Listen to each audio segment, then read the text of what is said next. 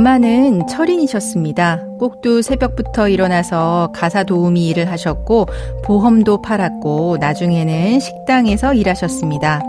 돈이 되는 일이라면 닥치는 대로 하셨던 것 같습니다. 저와 남동생이 어렸을 때 아버지가 교통사고로 돌아가신 뒤로 어머니 혼자 우리 가족의 생계를 책임지셔야 했습니다. 저와 남동생이 저녁에 아르바이트를 하겠다고 하면 어머니는 공부가 돈 버는 길이라며 극구 말리셨죠. 결국 어머니는 식당 개업을 해서 저희 남매 대학 공부까지 다 시켰습니다. 그리고 저희가 대학 졸업할 때쯤엔 동네 대로변에 있는 번듯한 빌딩까지 살 수 있었습니다. 그런데 쉬지 않고 일만 한 탓일까요? 인생을 즐기기도 전에 어머니는 암으로 너무 일찍 돌아가셨습니다. 생전에 변호사를 통해서 유언을 남기셨는데 제 몫으로는 예금을, 남동생 몫으로는 빌딩을 정해주셨습니다. 저희 남매는 엄마의 뜻을 존중하기로 했습니다. 그런데 어쩌다 보니 어머니가 돌아가신 지 5년이 지난 후에야 상속재산 분할을 하게 됐습니다. 남동생은 5년간 빌딩 세입자들로부터 받은 월세가 상당했습니다. 남동생은 빌딩을 자기가 상속받았으니 빌딩에서 나오는 월세도 당연히 자기 몫이라고 주장하고 있습니다. 저는 법을 잘 몰라서 혼란스럽기만 한데 남동생 말이 맞는 걸까요?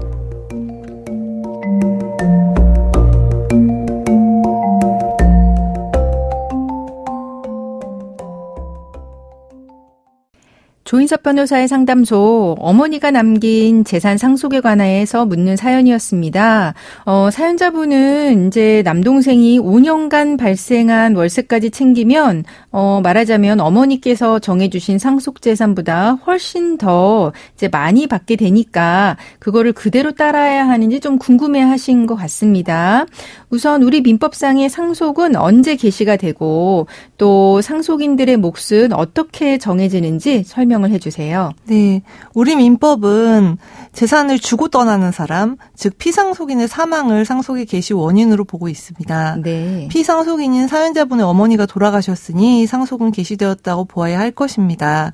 그리고 사연자분 어머니에게는 자녀인 사연자분과 사연자분 남동생이 있고 이들 남매는 피상속인의 직계비속에 해당해서 민법에 따라 제1순위 상속인이자 공동상속인이 됩니다. 네. 또 민법은 동순위의 상속인이 수인인 경우에는 그 상속분을 균분으로 하고 있습니다.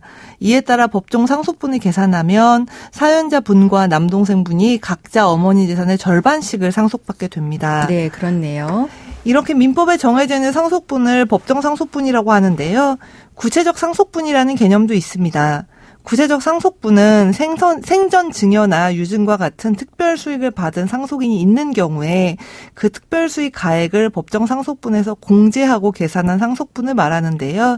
사연자분이나 사연자분 남동생께서 어머니 생전에 증여나 유증을 받은 정황은 사연상 확인되지 않고 있습니다. 네. 그러면은 이제 사연자분의 어머니는 유언으로 남매의 몫을 좀 정해 주신 것 같습니다. 그 유언이 뭔지 좀 알아보고 넘어가야 될 것 같은데요. 유언은 반드시 유언자 본인의 독립한 의사에 따라 행해줘야 하는 행위이고 상대방의 수락을 필요로 하지 않는 단독 행위에 해당합니다. 유언자는 자신의 의사에 따라 자유롭게 유언할 수 있고요. 언제든지 이를 변경 또는 철회할 수 있습니다. 다만 민법에서 정한 가족관계, 재산의 처분, 상속, 유언의 집행에 관한 사항에 대해서만 유언할 수 있습니다. 네. 일반적으로 유언자가 돌아가시기 직전에 가족이나 친지에게 남긴 마지막 말이 있다면 그 말을 유언으로 인식하기가 쉽습니다. 보통 그렇게 생각을 하죠. 그래서 말을 남기기만 해도 당연히 법적 효력이 있다고 생각하는데요. 그렇지는 않습니다. 우리 민법은 유언의 엄격한 방식을 두고 있습니다. 네. 그럼 엄격한 방식이라고 하면은 어떤 방식이 있을까요? 네, 민법은 유언을 5가지 방식으로 엄격하게 정하고 있고요. 민법이 정하는 5가지 방식이란 자필증서 유언, 녹음 유언, 공정증서 유언, 비밀증서 유언, 그리고 구수증서 유언을 말합니다. 네, 그러면은 이런 5가지 방식, 엄격한 방식을 요구하는데 이렇게 유언의 엄격한 방식을 요구하는 이유가 있을까요? 만약에 이 방식을 지키지 못하면 무효로 되는지 설명해 주세요. 네. 민법은 유언자의 진정한 의사를 명확히 해서 법적 분쟁과 혼란을 방지하기 위해서 이렇게 유언의 엄격한 방식과 요건을 정하고 있습니다.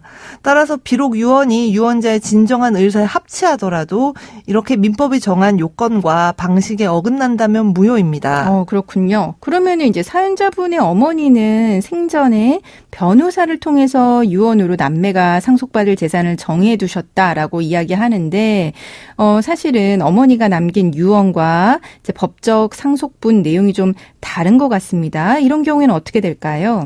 사연자분 어머니의 경우에는 어떤 방식으로 유언하셨는지 구체적으로 알 수는 없지만 생전에 변호사를 통해서 유언하셨다고 하니까 방식에는 문제가 없고 적법하다고 봐도 될 것 같습니다. 네, 그렇긴 합니다. 어머니의 유언은 공동상속인인 남매의 법정 상속분을 변경할 수 있는 강력한 효력을 가집니다. 네. 따라서 어머니의 유언이 방식에 문제가 없고 적법하다면 효력이 발생하고 원칙적으로 어머니의 유언의 내용대로 상속이 이루어져서 남매가 상속받을 재산은 유언에 따라서 정해지게 됩니다. 네. 근데 이제 사연자분은 상속재산 분할하는 거를 이제 어머니가 돌아가신 이후에 5년간 미루다가 이제 뒤늦게 지금 이제 상속재산 분할을 하려고 하는데 그 사이에 남동생 몫의 빌딩에서 상당한 금액의 월세가 발생을 한 상황으로 보입니다.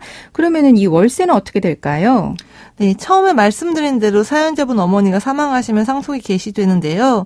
사연자분과 남동생은 사정상 상속재산 분할을 사망 후 5년이 지나서야 하게 되었습니다. 네. 이때 남동생 몫의 빌딩을 상속재산의 원물이라고 하고요. 어머니의 사망 후에 5년 동안 상속재산 분할할 때까지 발생한 월세를 상속재산의 과실이라고 합니다. 네, 원물과 과실이요. 네, 원물이란 어떤 이익을 얻을 수 있는 근원이 되는 물건을 말하는데요. 사연자분 남동생이 상속받은 빌딩에서 월세를 받을 수 있으니까 빌딩이 이에 해당합니다.